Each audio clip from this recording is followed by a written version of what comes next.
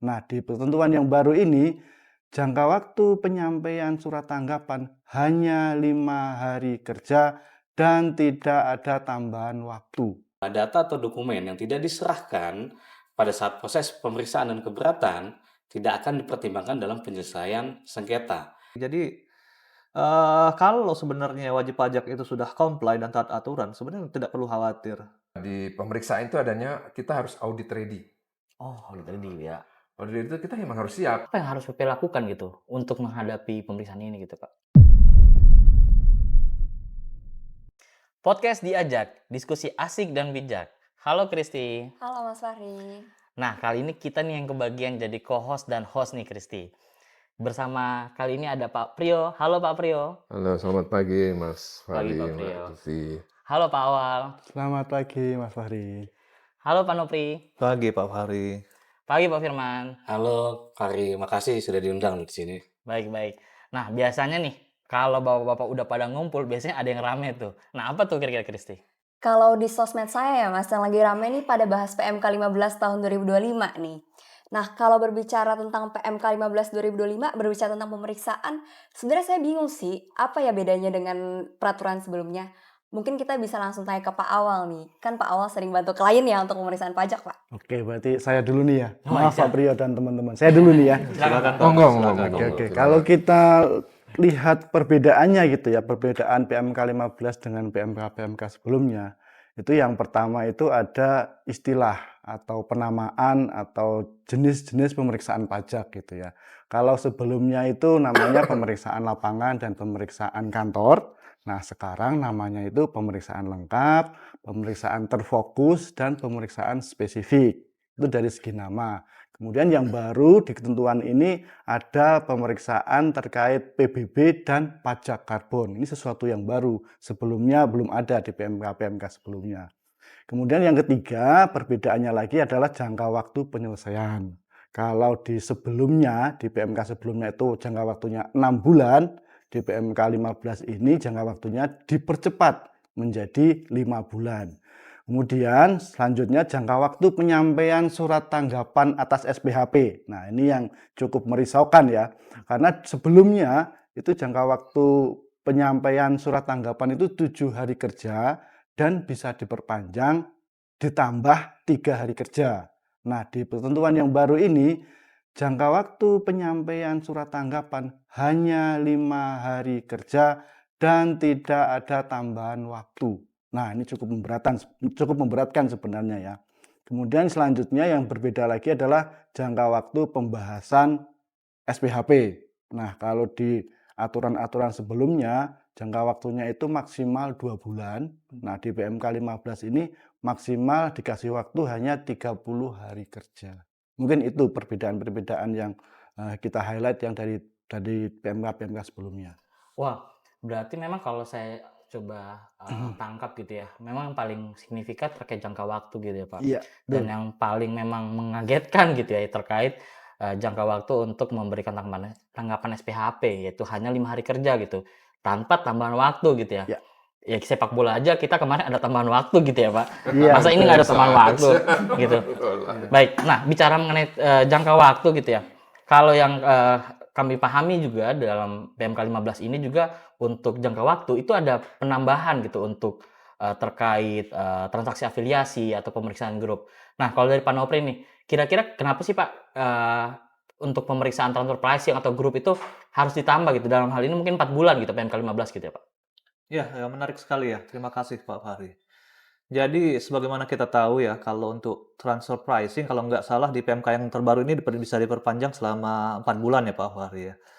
Jadi sebenarnya kenapa untuk transfer pricing dan juga transaksi grup sebenarnya yang bisa diperpanjang, itu perlu waktu yang cukup lama ya. Karena transfer pricing sendiri ini adalah untuk secara substansi, dia ini penelitian terkait substansi transaksi atau untuk mengetahui transaksi yang sebenarnya. Dan ketika kita menganalisis transaksi transfer pricing, itu berarti kita akan berhubungan dengan functional analysis atau VAR analysis. Nah, ini diperlukan waktu yang cukup panjang karena kita harus menganalisis tiap divisi atau departemen dalam suatu perusahaan Ya misalnya tentunya departemen dalam perusahaan itu kan lebih dari satu ya, bisa jadi 5, bisa jadi 7. Nah, kita harus bisa menganalisis fungsi apa yang dilakukan di tiap departemen tersebut dan juga risiko apa yang ditanggung oleh departemen tersebut. Misalnya divisi marketing, divisi pembelian, ataupun dan lain divisi yang lainnya. Ya, begitu Pak Fahri. Baik, terima kasih Pak Nopri. Jadi memang kenapa TP itu bisa diperpanjang 4 bulan karena tadi justru lebih mendetail gitu yang harus dianalisis oleh pemeriksa gitu seperti itu ya. Iya, iya benar baik. Pak Fahri. Nah, balik lagi ke Pak Awal nih Pak. Tentunya kan pemerintah atau dalam hal ini DJP gitu ya dalam menerbitkan PMK 15 tentunya punya latar belakang nih Pak dalam menerbitkan ini gitu. Kira-kira latar belakangnya apa gitu Pak? Yang pertama sih ya untuk memberikan kepastian hukum ya dari proses pemeriksaan ya. Itu yang pertama karena namanya peraturan itu ya diharapkan bisa memberikan kepastian hukum. Yang kedua, memang ada hal-hal baru yang sebelumnya tidak diatur. Seperti yang saya contohkan tadi ada pemeriksaan PBB dan pajak karbon gitu kan. Nah, ada yang hal baru lagi adalah adanya temuan sementara hasil pemeriksaan. Nah, temuan sementara hasil pemeriksaan ini sebelumnya tidak ada di aturan-aturan atau di PMK tentang pemeriksaan sebelum-sebelumnya. Nah, di PMK 15 ini ada yang namanya temuan sementara hasil pemeriksaan. Berarti dengan ada temuan sementara ini kita bisa jadi lebih tahu lebih awal ya Pak ya temuan dari pemeriksa. Iya betul, karena temuan sementara ini ya semacam kisi-kisi gitu kan, semacam kisi-kisi. Jadi sebelum ada ujian itu kita kalau dapat kisi-kisi kan menyenangkan gitu kan ya. Kayak bocoran Pak ya. Bocoran itu, bocoran pertanyaan masih gitu bagus. ya. Wah, seneng loh Pak kita dapat kisi-kisi gitu ya. Artinya kita bisa tahu lebih dulu nih, kita bakal diuji apa sih gitu ya. Nah, bahas mengenai temuan sementara nih Pak Awal. Kira-kira temuan sementara ini ada jangka waktunya nggak sih Pak? Kalau di aturan PMK 15 ini jangka waktu kapan pemeriksa harus menerbitkan temuan sementara itu tidak diatur. Tapi yang jelas secara formal temuan sementara itu harus diterbitkan di dalam waktu pemeriksaan. Di mana diatur dalam waktu pemeriksaan itu adalah sejak diterbitkannya atau sejak disampaikannya SP2 sampai dengan diterbitkannya SBHP secara formal itu hanya 5 bulan. Oke. Baik. Nah, bahas mengenai temuan sementara, kemudian tadi juga dibahas ada pajak karbon, pajak bumi bangunan. Ini tentunya kan hal-hal baru nih di dalam PMK 15 nih. Nah, balik nih ke Pak Priyo nih. Kira-kira nih Pak, pemerintah atau dalam hal ini DJP gitu ya, dari pengalaman Bapak gitu, kira-kira trigger dalam menuangkan hal-hal baru dalam suatu peraturan itu triggernya biasanya apa Pak? Biasanya trigger itu yang paling utama adalah mungkin ada kelemahan di aturan yang lama. Karena masalah misalnya kenapa kok saya lihat waktunya kok dipersingkat. Artinya mungkin waktu ini harus cepat karena fungsi dari DJP itu adalah fungsi budgeter, penerimaan. Kita tahu bahwa hampir mungkin 80% lebih ada penerimaan itu dari Direktur Jenderal Pajak. Nah, di situ dilihat bahwa sebenarnya mungkin lebih efisien itu supaya negara bisa pasti berapa sih yang masuk ke negara dengan cara pemeriksaan ini. Nah, itulah diatur di situ beberapa seperti tadi kalau seperti yang baru mungkin kayak pajak karbon. Mungkin sebelumnya nggak ada pajak karbon mungkin. Nah, sekarang diatur yang baru dengan pajak karbon, pemeriksaan pajak bumi dan bangunan. Seperti itu Mas Fahri. Baik, terima kasih. Nah, tadi menarik tuh yang terkait juga Pak Awal sampaikan terkait bahwa ini pemeriksaan terkesan relatif lebih singkat gitu ya Pak. Nah, kalau pemeriksaan lebih singkat, kira-kira apa yang harus PP lakukan gitu untuk menghadapi pemeriksaan ini gitu Pak? Baik Mas Fahri, memang sih dengan waktu pemeriksaan yang cukup singkat ini ketika wajib pajak itu dihadapkan dengan pemeriksaan memang cukup akan kesulitan atau keteteran gitu ya. Apabila wajib pajak ini belum comply. Baiknya Makanya gimana gitu Pak? sebaiknya itu memang wajib pajak comply jauh-jauh hari sebelum dilakukannya pemeriksaan. Nah, compliance ini kan salah satunya melaporkan semuanya transaksinya dalam SPT masa maupun SPT tahunan gitu kan. Ketika itu sudah dilaporkan nanti kan ada asesmen dari AR.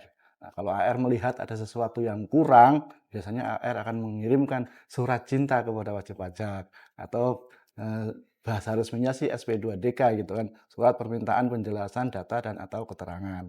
Nah, diharapkan juga ketika ada surat itu wajib pajak itu sudah bisa mengcounter pertanyaan dari AR dengan melampirkan data-data yang memadai. Nah, diharapkan juga setelah itu proses itu selesai. Tapi kembali lagi ini menjadi penilaian AR apakah AR cukup puas dengan jawaban wajib pajak atau tidak. Kalau tidak biasanya AR akan melanjutkan ke proses berikutnya yaitu diusulkan pemeriksaan. Mungkin prosesnya seperti itu Mas Wari. Oke, baik.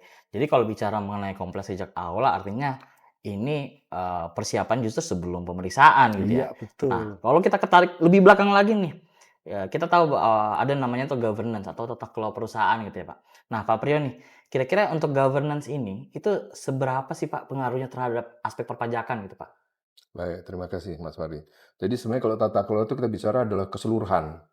Tidak hanya kita bicara satu aspek pajak aja nggak bisa. Jadi kalau tata kelola itu mungkin dari mulai awalnya, mulai dari pendiriannya, dari akte pendiriannya, Struktur dari organisasi gitu ya Pak? pemisahan fungsi, terus bagaimana bagian pajaknya. Nah itu harus jelas fungsi masing-masingnya.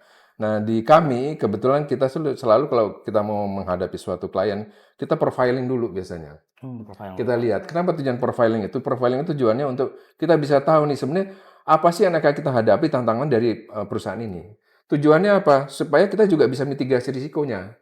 Jadi pada waktu kita berhadapan dengan pemeriksa, mungkin kita udah siap, bahasanya gini, kalau ilustrasinya gini, kalau kita mau perang, kita itu harus siap semuanya.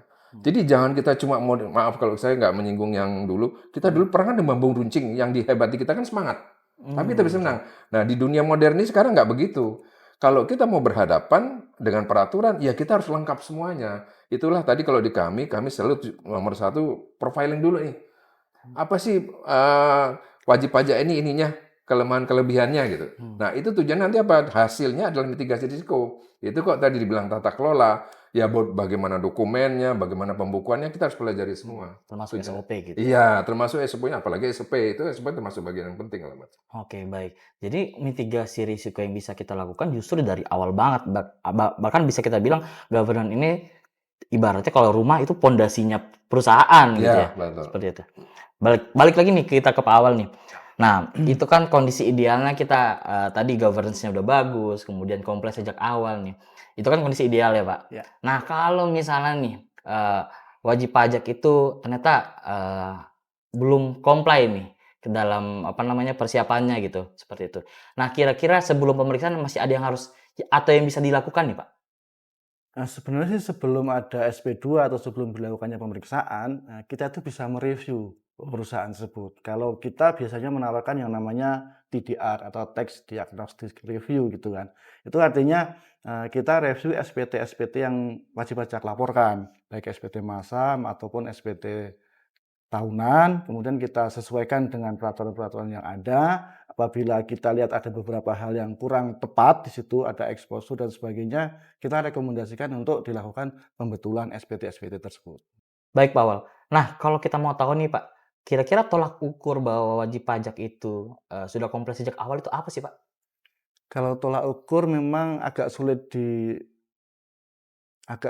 ditetapkan ya Mas ya. Tapi kalau kita sebagai konsultan pajak gitu ya, kita tolak ukur itu akan bisa dilihat bahwa ketika diperiksa itu zero correction gitu kan. Artinya tidak ada temuan pemeriksaan. Artinya semua SPT yang dilaporkan itu sudah benar. Itu sih tolak ukur yang bisa diukur ya. Oke Pak, jadi mungkin balik lagi nih ke TDR ya, atau tadi Tax Diagnostic Review ya. Saya agak penasaran juga nih, menarik nih ya Pak ya. Tadi Bapak jelaskan kalau dengan TDR itu kita bisa melihat tax exposure gitu ya, atau bisa timbulnya masalah dari situ ya Pak ya. Ya. Kira-kira gimana sih Pak detailnya kerja TDR itu? Kerja TDR itu mungkin kalau bisa diumpamakan tuh mini pemeriksaan gitu ya. Jadi kita lihat SPT-nya seperti apa, nanti kita juga akan lihat semua GL-nya wajib pajak, kita cocokkan apakah semua GL-GL ini sudah dilaporkan dengan benar. Kemudian kita lihat juga apakah sesuai dengan ketentuan peraturan perpajakan, misalnya pasal 21-nya sudah dilaporkan dengan benar, pasal 23, pasal 4 ayat 2, kemudian PPN, dan semuanya kita lihat. Nanti setelah itu kan kita akan bandingkan dengan SPT yang sudah dilaporkan. Nah, ketika ada perbedaan kan berarti ada exposure. Artinya ada sesuatu, ada potensi pajak yang akan terjadi di masa depan. Nah, sebaiknya exposure atau potensi pajak tersebut kita sarankan ke wajib pajak untuk dilakukan pembetulan SPT terlebih dahulu sebelum benar-benar dilakukan pemeriksaan. Mungkin Jadi detailnya tahapannya seperti itu cukup ya. banyak juga ya Pak untuk Cukup TDR banyak ya. pekerjaannya. Berarti tapi emang TDR ini sangat penting ya Pak ya. Sangat penting, Mbak. Oke, lalu kembali ke transfer pricing mungkin nih Pak Nopri. Tadi kan Pak Awal dan Pak Priyo sudah menjelaskan nih dari sisi compliance tax-nya secara general gitu. Kalau ke transfer pricing, gimana sih cara untuk comply-nya gitu Pak? Ya, makasih Bu Kristi. Jadi kalau kita berbicara tentang transfer pricing, kalau kita hubungkan dan comply sejak awal itu berarti pada saat kita proses penyusunan TP-Doc ya. Malah bisa lebih jauh lagi pada saat transaksi itu dilakukan. Jadi sebelum TP-Doc kita susun. Jadi seperti saya bisa kasih contoh misalnya sengketa yang paling umum lah yang terjadi di transfer pricing yang paling sering misalnya terkait intragroup service atau service yang dilakukan oleh perusahaan afiliasi bisa jadi itu kantor pusat. Nah, dalam hal ini, kita harus, menyiapkan, dokumen-dokumen misalnya, terkait apakah transaksi itu benar-benar dilakukan. Jadi kembali lagi ke masalah substansi dalam hal ini. Nah, kita harus menyiapkan dokumen-dokumen itu, jauh-jauh hari sebelumnya. Contohnya seperti, timesheet, siapa yang mengerjakan apa, ataupun bisa jadi ya, dokumen yang bisa menunjukkan bahwa penyerahan jasa ini benar-benar terjadi. Misalnya email-email korespondensi ataupun, deliverable lainnya. Nah, kendalanya ketika, kita tidak mempersiapkan itu dengan baik ya, misalnya kita menunggu nih sampai proses pemeriksaan dulu baru kita siapkan. Nah, itu bisa terjadi ada beberapa resiko. Jadi seringkali, ketika kita, sebagai konsultan misalnya membantu wajib pajak, ketika kita berusaha untuk memperoleh dokumen tersebut pada saat pemeriksaan, itu susah kita peroleh karena ya kendala waktu tadi, kita harus mundur jauh ke belakang, yang mana bisa jadi PIC-nya itu sudah tidak di situ lagi yang meng-handle itu. Sehingga kemudian misalnya dokumen pendukung seperti email-email dan lain-lain itu sulit untuk kita, temukan lagi. Ya mungkin itu, Bu Kristi. Oke, berarti pendokumentasiannya itu harus dari awal ya Pak ya, dari Iya iya. sejak transaksi dilakukan ya Iya, Pak ya? benar benar sekali. Jadi kita sudah siap-siap dari awal, lebih baik, lebih bagus, ya. Oke. Lalu kalau misalkan nih, kita mungkin ke Pak Firman kali ya. Jadi tadi kan sudah dibahas nih sebelum dilakukan pemeriksaan gitu. Kalau misalkan sedang dilakukan pemeriksaan di tahun berjalan nih Pak, mengingat jangka waktu yang relatif lebih singkat, gimana sih, strategi yang tepat gitu agar wajib pajak tuh mampu untuk menghadapi pemeriksaan pajak? Ya, terima kasih Kisti. Mungkin karena saya kebetulan di litigasi, jadi saya akan memakai sudut pandang saya dari sisi litigasi, terutama pada proses keberatan ya. Kan kita tahu sendiri bahwa di pasal 26A ayat 4 KUP menyebutkan bahwa dokumen yang tidak diserahkan pada saat pemeriksaan tidak dapat dipertimbangkan pada proses keberatan. Nah, hal ini juga sejalan sebetulnya dengan PMK 118 tahun 2024 yang baru keluar, di mana disebutkan di pasal 15 juga norma yang sama, yaitu data yang tidak diberikan pada saat proses pemeriksaan tidak akan dipertimbangkan untuk penyelesaian keberatan. Nah, berarti kan hal ini harusnya menjadi concern dari wajib pajak ya, karena dengan hal tersebut maka posisi wajib pajak yang tidak menyerahkan data pada saat pemeriksaan ini akan bisa diungkit setidaknya pada proses penyelesaian keberatan ataupun nanti di proses selanjutnya yaitu proses banding.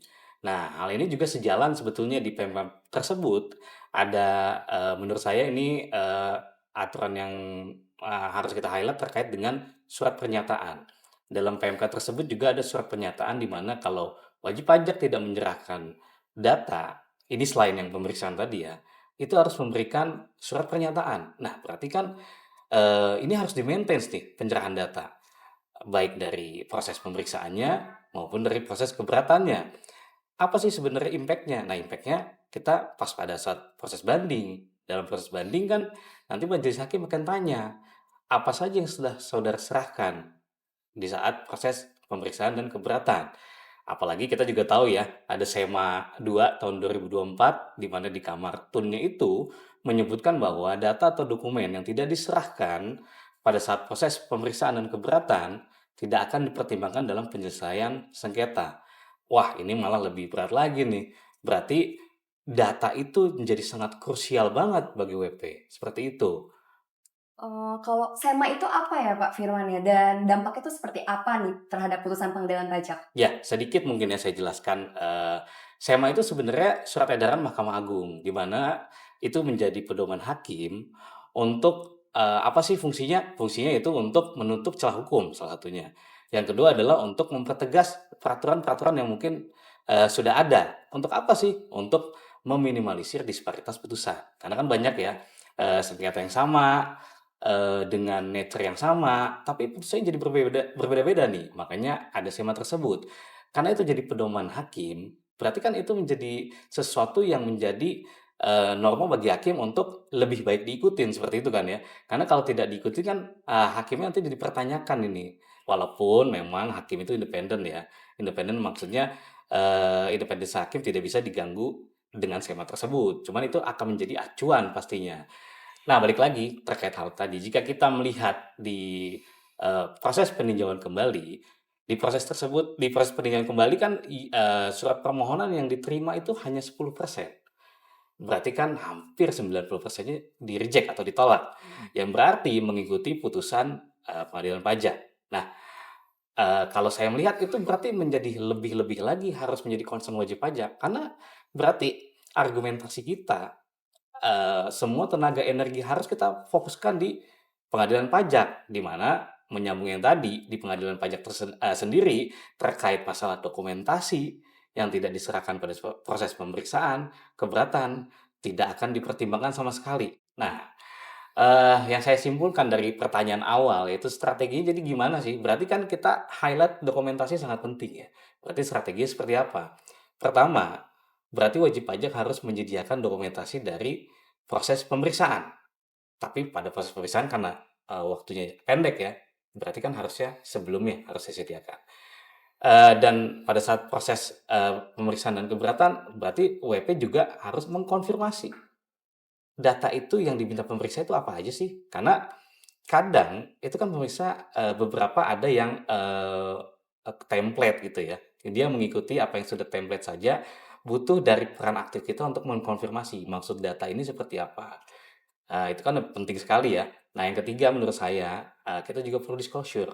Misalkan ada data yang sebetulnya tidak tersedia di kita, tapi di daftar list tersebut ada. Kita harus statement ke pemeriksa atau peneliti keberatan kalau data tersebut nggak available nih di kita. Berarti saya izin untuk menyampaikan NA ya Pak, atau kita tulis bahwa data tersebut tidak tersedia, Bapak, agree ya, kita sama-sama tanda tangan. Untuk apa sih tanda terima tersebut? Untuk argumentasi kita saat keberatan mungkin, atau makan proses banding, untuk memperkuat argumentasi kita di proses litigasi. Seperti itu kurang lebih. Berarti komunikasi penting ya Pak ya? Iya, sangat penting sekali. Seperti itu. Wah, ternyata proses pemeriksaan yang relatif cukup singkat ini ya, pengaruhnya bisa sampai PK gitu ya? Sangat Bagaimana? panjang sekali pengaruhnya, sampai PK. Makanya memang salah satu fungsi dari kita concern akan masalah data, karena impact-nya itu bisa panjang dan ini sangat merugikan wajib pajak juga ya kalau dari sudut pandang wajib pajak. Oleh karena itu, memang harus menjadi perhatian khusus dari wajib pajak tersebut ya. Wah, penjelasan yang sangat lengkap nih dari Mas Firman terkait proses dispute ya, baik itu dari pemeriksaan sampai PK gitu. Nah, kalau secara khusus nih Pak Nopri terkait transfer pricing nih. Nah, kalau TP dispute itu kira-kira strategi dan tangannya seperti apa? Ya, kalau terkait tantangannya nih Pak Fahri ya, jadi seperti yang biasa kita temui itu tantangan utamanya itu adalah ketika dokumen yang diminta itu atau yang berusaha kita sediakan itu berada di bawah penguasaan pihak lain. Contohnya misalnya dokumen itu berada di pihak afiliasi yang berada di luar negeri atau misalnya di kantor pusatnya sana. Nah, itu kita mungkin butuh waktu lah ya buat menyediakan itu dan juga sebenarnya, di PMK 15 juga, sebenarnya sudah cukup, positif ya. Ada aturan yang menyatakan kalau seandainya dokumen yang tidak berada di bawah penguasaan wajib pajak, itu masih bisa kita serahkan sampai dengan kalau nggak salah berita acara hasil pemeriksaan ya, Pak, ya. Kemudian juga terkait misalnya, strategi, yang kita tawarkan, biasanya, kita juga ini penting nih. Jadi sebenarnya kita, bisa menawarkan ada lewat penyelesaian lewat jalur internasional nih. Jadi misalnya terkait, kalau misalnya udah terlanjur, sudah masuk tahap dispute ya, kita bisa menempuh, jalur MAP atau Mutual Agreement Procedure. Jadi di sini kita, bisa, jadi antara tax authority Indonesia dengan tax authority negara lain itu, mengadakan suatu semacam perjanjian ya, agreement untuk menghilangkan, double taxation-nya, jadi perpajakan berganda. Nah, jadi nanti diselesaikan lewat MAP. Nah, kalau kita hubungkan lagi dengan yang tadi, yang di awal-awal kita berbicara tentang, compliance sejak awal ya. Jadi kita sebenarnya ada prosedur juga jalur internasional yang bisa kita tempuh terkait APA atau Advanced Pricing Agreement. Nah ini juga, sebenarnya ada APA domestik, ada juga yang cross border. Nah di sini saya akan menjelaskan tentang yang cross border. Jadi ini juga sama seperti yang tadi, jadi ada semacam agreement di depan. Jadi di depan kita udah sepakat antara tax authority Indonesia dengan tax authority negara lain, itu sudah sepakat tentang berapa besarnya harga transfer. Nah, jadi ketika, kesepakatan ini terjadi misalnya antara kedua tax authority, jadi ke depannya itu diharapkan wajib pajak tidak perlu khawatir lagi nih ketika sudah diperiksa. Jadi tidak akan lagi diperiksa terkait, transfer pricing yang sudah tadi dicakup dalam, perjanjian APA tadi ya, Pak Fahri. Wah, menarik nih Pak Nopri. Artinya kan APA, MAP ini yang tadi sudah dijelaskan Pak Nopri, ini juga yang sudah dikupas tuntas ya di dalam seminar Tax Prime 2025 terkait transfer pricing gitu ya. Iya iya. Baik, nah tadi kan kita sudah banyak membahas tuntas terkait PMK 15 ini dalam sudut pandangnya wajib pajak gitu ya. Nah, kalau dalam sudut pandang konsultan pajak nih, Pak Priyo nih, yang sudah berpengalaman nih, kira-kira sudut pandangnya konsultan itu dalam menghadapi pemeriksaan ya, khususnya dengan diterbitkan PMK 15 seperti apa gitu, Pak? Baik, terima kasih Mas Wadi. Jadi konsultan itu ibaratnya seperti orang yang harus bisa netral. Karena kenapa? Karena dia mempertemukan dua kepentingan yang berbeda. Saya ilustrasikan seperti ini. Pernah lihat, mungkin Mas Wadi lihat dulu bagaimana cara membangun jembatan di Sungai Mahakam. Mulainya itu dari ujung sini dan ujung sini. Jadi kalau nggak pas, dia tuh akan pasti begini, akan beda selisih. Nah, konsultan tuh mungkin perlu di tengah itu supaya dia bisa mempertemukan dua kepentingan ujung ini yang supaya sama. Kenapa? Karena kalau dari sisi eh, Direktur Jenderal Pajak, tentunya pemeriksaan itu perlu selain menguji kepatuhan, tapi juga ada sisi budgeter yang mungkin tadi di awal saya ceritakan. Dari segi wajib pajak, dia mungkin merasa selama ini saya sudah mematuhi segala aturan, kok masih diperiksa juga. Apalagi nanti pasti takutnya saya harus bayar pajak lagi. Nah, dia merasa sudah patuh. Nah, bagaimana mempertemukan dua kepentingan ini? Itulah tantangannya konsultan. Tentunya konsultan harus tadi kalau di awal dibilang tadi saya sebutkan di muka, kita tuh di kami itu ada istilahnya profiling. Profiling itu kita udah lihat dulu kliennya apa. Nah, tujuannya apa? Nanti kita bisa tahu nih apa yang akan kita hadapi kalau misalnya wajib pajak kita ini diperiksa. Tujuannya apa? Kan tadi saya ceritakan di depan, ada namanya mitigasi risiko. Nah, tentunya mitigasi risiko itu yang berharap dua-duanya ini bisa dipertemukan. Jadi sama-sama istilahnya sama-sama klop lah. Memang itu tantangannya adalah bagaimana gitu tadi ya kalau sempat disebutkan oleh salah satu bapak-bapak, komunikasi itu jadi amat penting. Oke. Bahwa tidak mudah yang namanya konsultan, kayaknya konsultan aja atau enggak. Sebenarnya kalau konsultan yang istilahnya yang memang rules-nya benar, dia harus bagaimana mengkomunikasikan dua kepentingan yang berbeda bertemu di tengah-tengah sama. Saya ilustrasikan seperti tadi jembatan itu. Karena jembatan dibangun satu utara, satu selatan. Kalau tidak ada di tengahnya, dia akan pasti beda selisih. Nggak akan pernah ketemu sampai mana. Akhirnya jadi jembatan sendiri-sendiri. Nah, itu konsultan tujuannya untuk bagaimana sih supaya wajib pajak ini senang dengan pemeriksaan dia puas dengan hasilnya. Yaitu tekniknya adalah mungkin saya tadi bilang pertama di masalah data kalau tadi Pak Firman sampaikan, kedua masalah adalah komunikasi. Mungkin itu yang menjadi. Terima kasih. Oke, baik. Ya, mungkin sedikit saya tambahkan, Pak Ri. Ya. Tadi Pak Pri kan juga menyebutkan bahwa peran konsultan sebagai jembatan. Nah, memang di peran sebagai jembatan antara wajib pajak dengan DJP itu sangat krusial, sangat penting. Karena konsultan tuh menjadi penjaga lalu lintasnya kan ya. Jangan sampai ini ada mandek entah terkait komunikasi, terkait masalah data, terkait informasi. Oleh karena itu, posisinya ini harus bisa mempertemukan dua kepentingan dan memberikan solusi yang terbaik bagi kedua belah pihak. Jadi komunikasi kepada pihak eksternal seperti Dirjen Pajak itu juga harus bagus komunikasinya. Ke wajib pajak pun harus betul-betul disebutkan misalkan mereka perlu melakukan improvement, melakukan perbaikan gitu ya, atau terkait masalah data-data yang lambat, nanti kan akan menjadi kedepannya menjadi sebagai acuan mereka untuk lebih baik ke depannya. Karena memang dari yang kita alamin terkadang gitu ya, masalah komunikasi dan masalah data. Masalah data itu seperti apa? Misalkan untuk terkait data, misalkan nyarinya agak lama nih datanya nih. Tapi kita juga paham di satu sisi pemeriksa juga membutuhkan data tersebut untuk mereka olah, karena kan mereka menunggu ini datanya. Kalau mereka datanya belum datang kan mereka tidak bisa mengolah data tersebut nantinya untuk dikonfirmasi ulang lagi oleh wajib pajak. Nah, di situ peran krusial kita untuk menjadi penengah dan jembatan yang seperti Pak Prio sebutkan tadi. Mungkin segitu tambahnya. Oke. Bisa saya tambah sedikit ya? Oh, silakan Pak Bro, Biar silakan Pak. biar agak lengkap aja. Nggak apa-apa ya. Oh, nggak apa-apa. Banyak juga nggak apa-apa, Pak. Jadi satu tadi mungkin menyambung Mas Man juga. Jadi di awal tadi ceritakan tentang tata kelola, ya kan?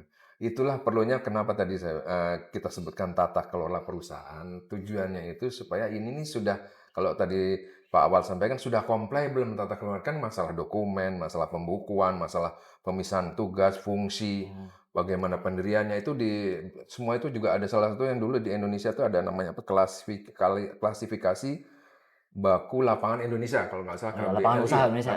lapangan usaha Indonesia. Ya. Nah, itu juga harus dijelaskan di situ supaya nanti pemerintah juga lihat bahwa kita ini sebenarnya udah comply gitu. Nah, itulah tugas konsultan menerangkan, makanya itu tadi di awal tata kelola perusahaan itu juga menjadi penting. Itu mungkin sedikit tambahan dari saya. Oke, baik. Nah, balik lagi nih ke Pak Awal nih.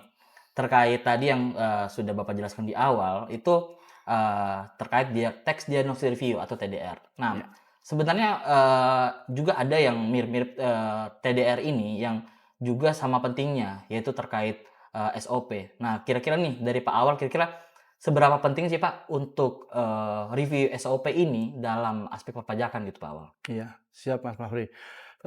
SOP dalam suatu perusahaan itu kan harusnya mengikuti perkembangan gitu ya. Nah, bisa diperbaiki setiap saat ketika ada perkembangan yang baru. SOP di sebuah perusahaan sendiri kan juga sangat banyak gitu kan. Entah itu SOP penjualan, SOP pembelian, SOP HR, SOP dan sebagainya. Mungkin ada puluhan SOP di sebuah perusahaan. Nah, SOP ini juga perlu direview. Selain TDR tadi, SOP ini juga bisa direview. Namanya juga review SOP gitu kan. Nah, mengapa perlu direview? Karena ini berkaitan dengan transaksi-transaksi yang berkaitan dengan perpajakan gitu. Misalnya SOP tentang penjualan gitu kan. Di sebuah SOP tentang penjualan itu pasti akan ada kapan dia harus nerbitin invoice, kapan dia harus nerbitin faktur pajak gitu kan. Nah, ini harus dilihat nih kesesuaian dengan peraturan. Apakah saat menerbitkan faktur pajak sesuai aturan perpajakan atau tidak. Nah, ketika itu tidak sesuai, itu bisa kita rekomendasikan agar SOP tentang penjualan ini diperbaiki. Misalnya begitu. Kemudian misalnya lagi kita lihat SOP tentang HR gitu kan, pembayaran gaji karyawan misalnya gitu kan. Di situ kan akan ada kapan dia harus bayar gaji kepada karyawannya, katakanlah akhir bulan. Kapan dia harus memungut atau motong pasal 21. Kapan itu kan juga ada di sebuah SOP perusahaan. Nah, itu akan kita lihat kesesuaiannya. Misalnya dia motong tanggal 20, kan itu salah dari segi peraturan. Nggak boleh dong motong tanggal 20, kapan kamu akan bayar ke negara, kamu akan kapan lapor ke negara kan gitu. Makanya SOP-SOP yang seperti ini kita review, kalau memang dia tidak pas gitu ya, kita berikan rekomendasi agar SOP ini diperbaiki, terutama yang berkaitan langsung dengan perpajakan gitu Mas. Baik, jadi memang terkait review SOP ini tuh juga sangat penting ya. Iya. Apalagi juga ini menjadi awal atau menjadi salah satu bagian fondasi gitu dalam mempersiapkan pemeriksaan pajak gitu ya. Ya, betul. Tadi juga yang saya tangkap adalah ketika setelah direview itu terdapat SOP yang berpotensi gitu menjadi koreksi pajak dalam pemeriksaan pajak gitu ya. Ya. Itu direkomendasikan untuk diperbaiki gitu Pak Ul, ya. Iya, betul. Betul sekali Mas Fahri. Kembali membahas pemeriksaan pajak nih ya Pak ya. Sepertinya banyak wajib pajak yang khawatir nih kalau misalkan diperiksa. Nah, sebelum ada PMK aja tuh udah banyak wajib pajak yang khawatir. Apalagi dengan adanya PMK 15 ini, tadi jangka waktunya jadi semakin lebih cepat ya Pak ya untuk pemeriksaan pajak. Nah, gimana nih Pak kira-kira tanggapan Bapak terkait kekhawatiran wajib pajak? Jadi semuanya kekhawatiran itu tidak perlu. Kenapa? Selama tadi di awal saya sebutkan bahwa kita tata kelola perusahaannya benar, kan berarti perusahaan kita sudah sesuai, ya kan? Nah, cuma kadang-kadang mungkin di pengalaman pemeriksaan itu menurut wajib pajak satu sisi akan menyita waktu. Belum lagi direpotkan dengan permintaan data mungkin. Biasanya juga masih hasilnya pasti ada SKP. Nah, itu yang dibuat mengkhawatirkan. Jadi wajib pajak ini menjadi khawatir gitu kan. Kadang-kadang sampai malah wajib bagaimana caranya supaya tidak sampai diperiksa. Jadi kadang-kadang malah melakukan sesuatu yang mungkin mengeluarkan dari tata kelolanya dia yang sudah benar. Saking khawatirnya cuma takut diperiksa. Padahal kalau menurut saya kalau di PMK 15 di pasal 4 kalau nggak salah, itu juga udah ada di situ ada namanya risiko pemeriksaan. Dalam arti dia bisa aja ke sampel. Jadi sebenarnya kita setiap saat memang harus siap untuk diperiksa. Cuma waktunya kapan kita tidak tahu. Selama kita menjadi orang baik-baik, istilah saya orang baik-baik ya. Maaf kalau saya pakai istilah orang baik. Ya kita tidak perlu khawatir sama pemeriksaan itu. Mungkin itu yang saya bilang. Yang paling perusahaan kita udah sesuai aturan, udah itu aja. Tadi kalau Pak Awal sampaikan itu yang penting comply. Mungkin itu yang kita hilangkan rasa khawatir. Gitu. Berarti comply sejak awal ya Pak Ya. ya. Kalau dari Pak Nopri bagaimana Pak? Ya, sebenarnya kalau terkait transfer pricing ya, sebenarnya nggak perlu ada yang takut dikhawatirkan ya. Sama seperti apa yang dinyatakan oleh Pak Priyo tadi. Jadi, kalau sebenarnya wajib pajak itu sudah comply dan taat aturan, sebenarnya tidak perlu khawatir. Jadi kalau kita kembalikan lagi ke sistem perpajakan Indonesia ya, kita itu kan menganut sistem self-assessment ya. Jadi ketika kita menganut sistem self-assessment, berarti kan wajib pajak itulah yang menyatakan berapa besarnya pajak yang harus mereka bayar ya, yang dalam SPT-nya. Nah, dengan sistem self-assessment tersebut, berarti kan di sisi lain, DJP kan perlu mengevaluasi nih, apakah apa yang dilaporkan oleh wajib pajak itu benar atau tidak. Nah, cara untuk mengevaluasi itu kan salah satunya adalah melalui pemeriksaan. Nah, ketika DJP itu melakukan pemeriksaan, jadi ya sudah kewajibannya lah dari wajib pajak itu untuk menyerahkan seluruh dokumen yang diminta oleh pemeriksa, yang mana dokumen tersebut menjadi dasar pelaporan dan pembukuannya wajib pajak ya.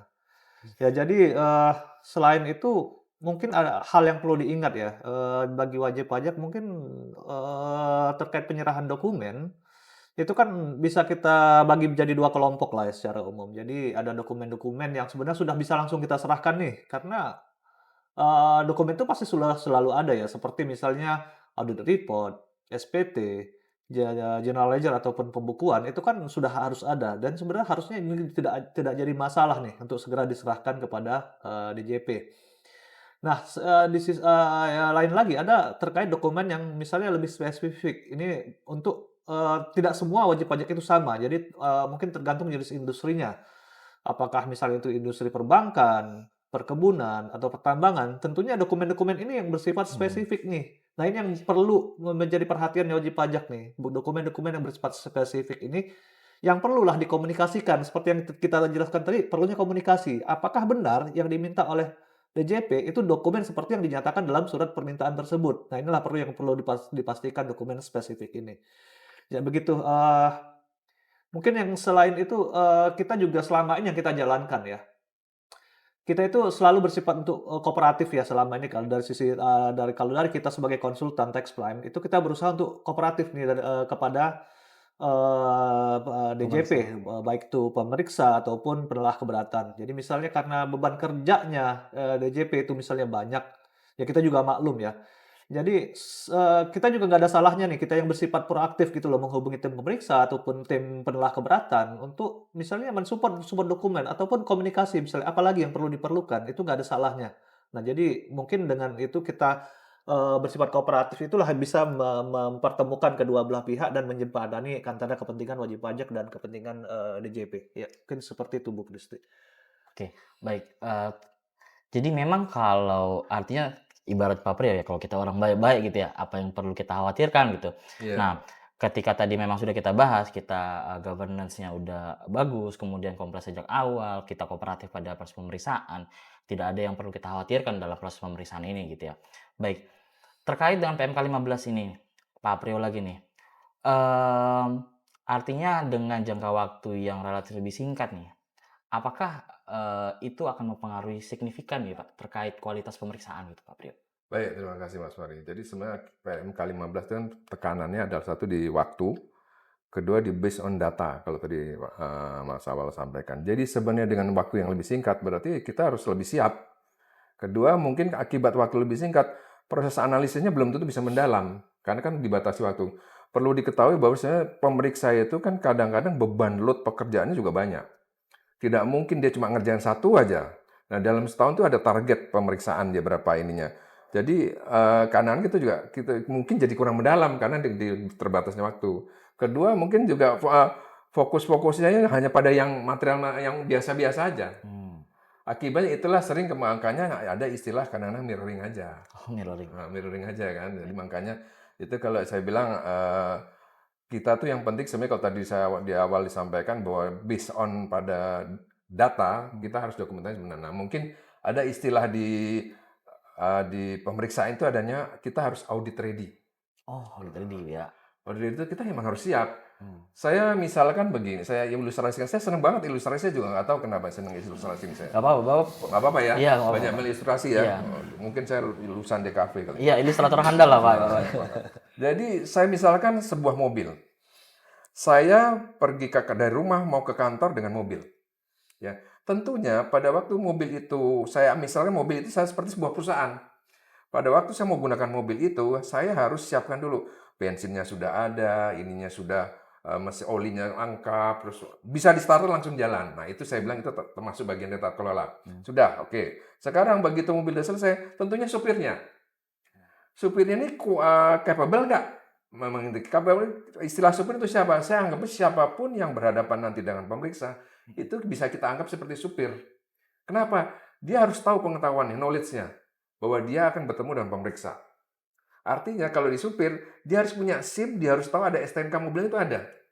Nah, pada waktu dia dengan pemeriksaan, dia bisa siap. Oh, saya udah saya mampu kok menghadapi pemeriksa. Artinya jangan sampai kalau pernah di pengalaman banyak itu biasanya kalau yang menghadapi pemeriksa, maaf Pak, saya pegawai baru. Oh maaf Pak, ini harus saya tanya dulu karena pegawainya udah pindah. Saya belum sempat belajar. Nah, jangan sampai ada istilah-istilah seperti itu karena itu akan membuat pemeriksa jadi tertarik loh. Ini yang di tempat kita ini yang mampu nggak dikasih. Nah, itu kedua. Tadi kan begitu mobil itu jalan, kita kan nggak tahu ketemu apa di jalan. Itu, iya. Nah, kita nggak tahu di perjalanan kita bisa berdoa, tapi diperiksa pasti. Oke. Ya kan? Ya udah, begitu diperiksa ya udah kita anggap kayak periksa itu ada polisinya. Ditanya nomor satu apa? Kelengkapan surat. Siap nggak kita ngadepin itu? Lah kalau tadi saya bilang di tata kelolanya itu sudah tidak lengkap, ya kita masih keteteran dengan polisi. Yang ada masuk tadi berikutnya nanti bisa masuk pengadilan menjadi istilahnya kayak banding, keberatan. Tentunya tidak diharapkan seperti itu. Jadi sebenarnya makanya tadi dibilang ready audit, kita harus siap. Nah, siapnya apa ya? Itu tadi di awal, tata kelola perusahaan, dokumentasi. Yang paling penting itu sebenarnya masalah dokumentasi. Karena PMK 15 kan base-nya balik lagi ke data. Ke data. Jadi artinya ya, buat saya nggak perlu takut kita pemeriksaan. Apapun, malah kalau menurut saya pemeriksaan itu penting. Kenapa? Pemeriksaan itu sebagai alat kita untuk mempunyai kepastian hukum. Udah, begitu kita diperiksa sudah tenang. Kita bisa move on perusahaan. Jadi perusahaan bisa jalan seperti biasa. Bisnis as usual aja. Itu menurut saya, Mas Fori. Terima kasih. Wah, menarik nih sudut pandang Pak Priyo nih. Banyak ibarat-ibaratnya gitu ya, Pak. Nah, kalau bisa saya summary-in nih terkait PMK 15. Jadi PMK 15 ini terdapat beberapa hal baru. Ya, seperti pajak karbon, kemudian pajak bangunan, kemudian temuan sementara, dan tadi kategori pemeriksaannya terbagi 3 seperti lengkap, terfokus, spesifik, yang jangka waktunya relevan lebih singkat lah gitu. Nah, artinya dengan proses pemeriksaan yang relevan lebih singkat ini, persiapannya itu justru sebelum pemeriksaan. Tadi seperti yang sudah disinggung, ada governance-nya harus bagus, kemudian dari sisi compliance, kalau dari TP mungkin itu ada APA, kemudian review SOP, kemudian ada TDR. Artinya ketika proses pemeriksaan itu kita udah siap, dan pada saat proses pemeriksaan itu kita harus kooperatif sama pemeriksa. Apa data yang diminta, itulah yang kita kasih. Karena ini akan sangat berimpact juga dalam proses dispute-nya. Ketika data tidak diberikan pada proses pemeriksaan maupun keberatan, data ini tidak dapat dipertimbangkan dalam proses banding. Dan ketika kita mengharapkan dalam proses PK pun, ya seperti tadi yang dijelaskan Mas Firman, bahwa chance di dalam PK tersebut hanya 10%. Jadi memang persiapannya udah harus lebih awal, kita harus kooperatif dalam proses pemeriksaan. Nah, gimana nih Kristi? Menurut saya sih udah cukup ya Mas Fari hari ini, soalnya banyak banget nih insight yang kita dapat dari Bapak-Bapak S1 Tax Prime. Nah, untuk teman-teman yang ingin berpendapat mengenai pemeriksaan pajak, bisa langsung komentar di kolom komentar ya. Kali ini podcast akan saya tutup dengan pantun. Ubur-ubur ikan lele. Cakep. Jangan lupa di subscribe ya Le. Sampai jumpa di episode diajak berikutnya.